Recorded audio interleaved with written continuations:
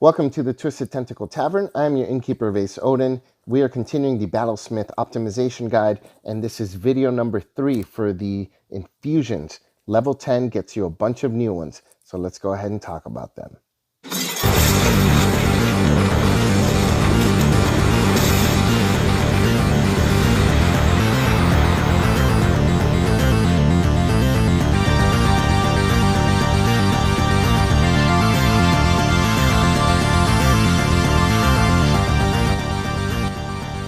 All right, let's jump right to it. So level 10 gets you a bunch of new infusions. So first on the list is the Boots of Striding and Springing. Your speed becomes 30 and your movement can't be reduced if you're encumbered or wearing heavy armor. You can also jump higher. Your movement is probably already 30 unless you're a small race. So this is a real waste unless you're playing with encumbrance. But even then, honestly, I can think of 1,000 better ways to use a valuable attunement slot. Boots of the Winterlands. These are much better than the previous boots. If you're playing in a campaign like Storm King's Thunder or another campaign where you're going to be facing the cold, definitely take these. But even if not, resistance to cold and ignoring difficult terrain and snow are still pretty nice to have when you need it. Bracers of Archery. So this gives you proficiency in the longbow and shortbow and a +2 to damage when using those weapons. That's really, really nice. And if you have an archer in the group, even better. I mean, this is a really good choice. The Brooch of Shielding, resistance to a damage type is generally good, but Force is just not a really common damage type. Magic Missile immunity is extremely situational, especially at this level, so honestly, I'd probably pass on this one.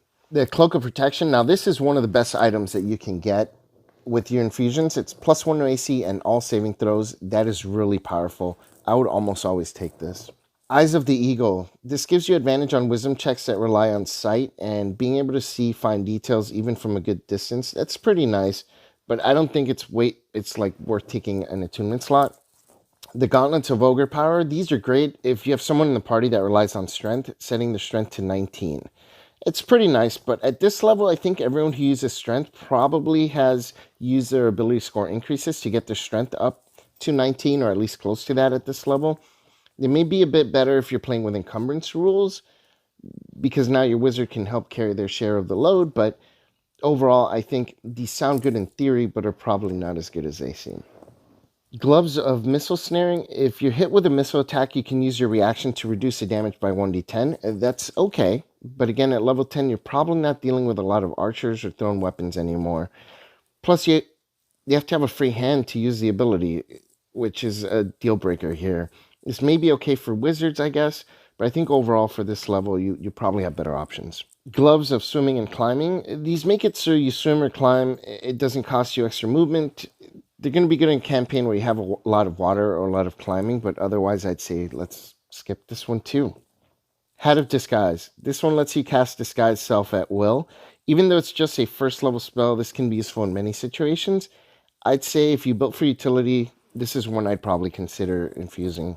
Headband of Intellect, just like the Gauntlets of Ogre power, it's probably not going to help your party very much at this level.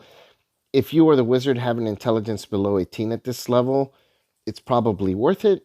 Otherwise, you guys probably already have an intelligence of 18 or higher. The Helm of Telepathy lets you cast Detect Thoughts and Suggestion at will. This is pretty good. Although the DC is pretty low at 13, pretty abysmal actually, you're probably going to be using this on commoners more than on creatures, so their saves aren't going to be that high anyways. I'd say this is deceptively a really good item. Medallion of Thoughts. You can cast Detect Thoughts. It has 3 charges. It's literally a much worse version of the Helm of Telepathy that we just talked about.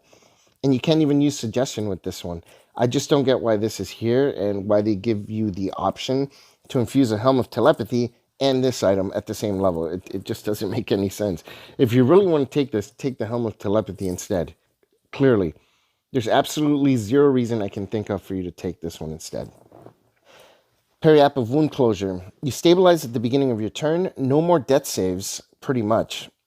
And you double the hit points that you heal during a short rest, which is a cherry on top. It's very strong. If your DM allows this item, some DMs probably are going to ban this one. I would say go ahead and take this one for sure. Pipes of the Sewers. You have to be proficient in the bagpipes to use this item, and it has 3 charges. But it lets you call forth swarms of rats, and you can charm swarms of rats, and giant rats and swarms of rats are indifferent to you, which is really awesome. These pipes are just so creepy and cool. I just love it. It's personal preference. The item may not be that great, but I just really like the flavor of it. So it's one that I would take. Just a personal thing for me. The Quiver of Elhonna. This allows you to have a bunch of ammo with minimal amount of weight or encumbrance. Clearly, if you're using crossbow, you're better just using your repeating shot instead of this item. So I just don't get it. If you have a party member who's an archer, maybe the bracers of archery are a better choice than this too. I guess you can give them both, but if you have a total of 4 infused items that you can create at this level, I don't think that 2 of them are going to be wasted on this and then something else that is a similar function.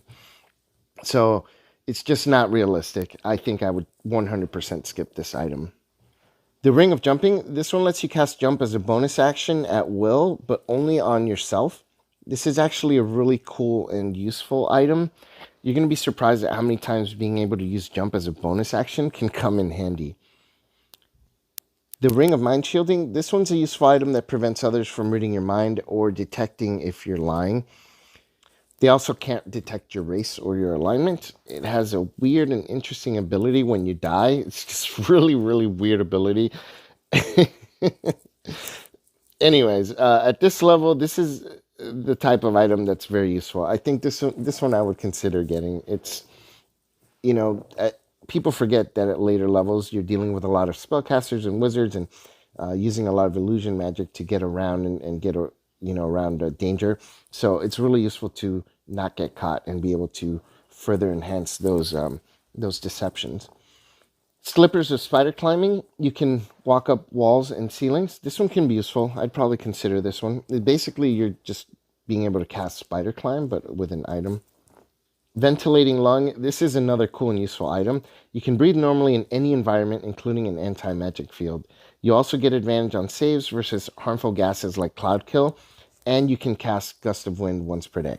Like, really cool. This is, again, one of those that at this level, you're probably going to get a really good benefit out of. And finally, the Winged Boots. This one, you can fly up to 4 hours before having to recharge them.